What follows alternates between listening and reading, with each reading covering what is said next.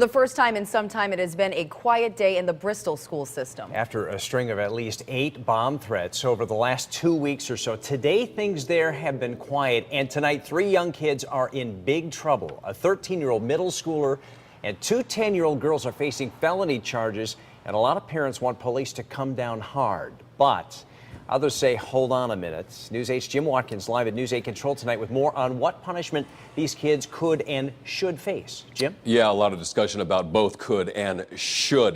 Darren, parents at an overflow meeting in Bristol last night actually cheered when officials told them the suspects arrested in the bomb threat case would be charged with felonies. But a lot of people say that's not the way it's going to come down. Parents at an overflow meeting in Bristol last night cheered when officials told them that the suspects arrested in the bomb threat case would be charged with felonies, perhaps even terrorism charges.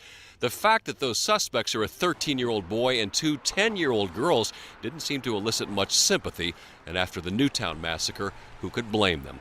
Charge them and punish them as adults, some parents said, but juvenile law in Connecticut doesn't work that way. This is so classic of why we have a juvenile justice system. Abby Anderson is head of the Connecticut Juvenile Justice Alliance, which works to reduce the criminalization of children. It's really important to understand what these kids need to get out of this experience is the understanding of why it was wrong and why they're not going to do it again. In fact, in Connecticut, you can't charge anyone under 14 as an adult, no matter what the crime. Felony charges can stand, but even then, the punishment, according to the state's attorney who would prosecute the case, is focused on correction, not incarceration. The legislature has recognized that kids can do dumb things, Brian Prolesky told me.